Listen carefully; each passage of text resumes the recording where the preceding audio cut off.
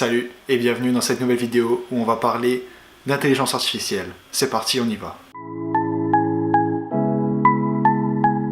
Alors aujourd'hui je vais un peu t'expliquer qu'est-ce que j'ai fait dans le jeu, mais surtout principalement on va se focaliser sur l'intelligence artificielle, qu'est-ce que j'ai modifié, qu'est-ce qui dans mon esprit était bien. Donc au tout début, comme tu as vu peut-être dans les vidéos d'avant, j'avais fait juste une intelligence artificielle qui suivait notre personnage. Du coup, en fait, dès que on apparaissait, en fait, l'ennemi pouvait suivre notre personnage. Alors au début, je me suis dit que ce système n'était pas forcément adapté à un jeu d'infiltration, puisque l'ennemi ne va pas forcément tout le temps te suivre. Donc je me suis dit que ça serait bien d'avoir sur notre map, sur l'endroit où on va jouer, donc tout cet endroit, l'ennemi pourra se déplacer et voyager dans le décor, dans l'endroit où il est. Mais je voulais pas que les ennemis aient un chemin tout tracé, donc avec certains points sur la map, donc en fait qu'il y ait plusieurs points sur la map et qu'à chaque fois ils aillent d'un point A à un point B, d'un point B à un point C, d'un point C à un point A, etc. Donc voilà, je voulais pas avoir ça. C'est pourquoi j'ai décidé d'intégrer plutôt un système de random, donc un système aléatoire, où le personnage juste marchera dans le monde de façon aléatoire, dans la direction qu'il voudra, mais pas forcément aléatoire, puisque c'est un aléatoire assez contrôlé. L'ennemi, en fait, c'est comme s'il a envoyé un rayon devant lui, et donc à chaque fois qu'il est trop proche d'un mur ou d'un obstacle, il va faire une rotation sur lui, du coup il va tourner et il va partir à un autre endroit. Donc une rotation aléatoire bien sûr, donc ça peut être dans n'importe quel sens, on ne saura pas dans quel sens il va tourner. Du coup ça va faire ça tout le temps, et donc à chaque fois qu'il va rencontrer un obstacle, il va tourner, quand il va retrouver un obstacle, il va retourner. Quand il va retrouver un obstacle, il va retourner, etc. À l'infini en fait. Et du coup à ce moment-là, j'avais donc aussi intégré le joueur.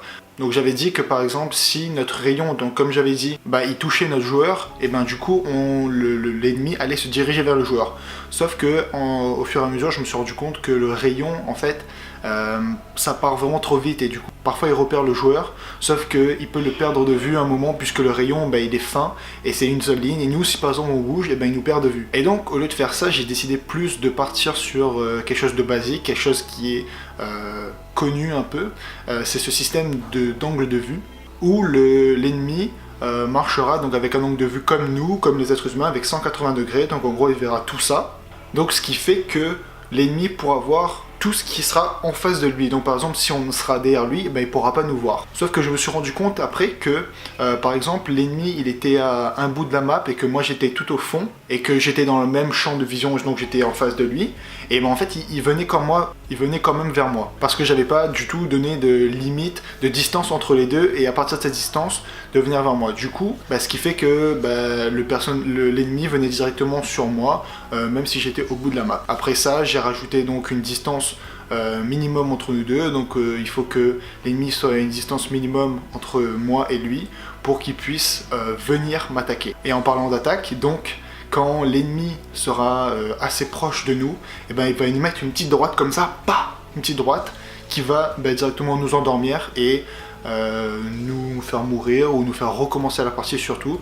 Et voilà, l'ennemi il rigole pas, il met une patate et on dort et on recommence la partie. Le but c'est vraiment de pas mourir, de pas se faire repérer, mais de tuer les ennemis pour avoir des pièces ensuite et recommencer et vaincre de plus en plus les ennemis qui seront de plus en plus forts. Ah oui, bien sûr, j'allais oublier un petit truc, un petit détail qui est pas mal important, que je trouvais pas mal pour indiquer au joueur que le joueur a été repéré par l'ennemi. C'est ça.